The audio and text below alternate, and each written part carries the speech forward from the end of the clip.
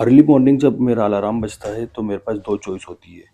या तो सर्दी का बहाना करके रज़ाई ओढ़ के सो जाऊँ या फिर थोड़े से एफर्ट्स डालकर उठ जाता हूँ अपनी लाइफ़ को थोड़ा चेंज करने के लिए।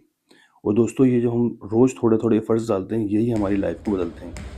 सक्सेसफुल लोग कुछ अलग नहीं करते हैं, बस वो चीज़ों को डिसिप्लिन के साथ करते हैं। सुबह जल्दी उठना, एक्सरसाइज करना, अच्छा खाना, ये थोड़ी छोटी-छोटी सी चीज़ें हैं जो आपके पूरे दिन को और धीरे-धीरे आपके साथ और आपकी ज़िंदगी को बदल देते हैं।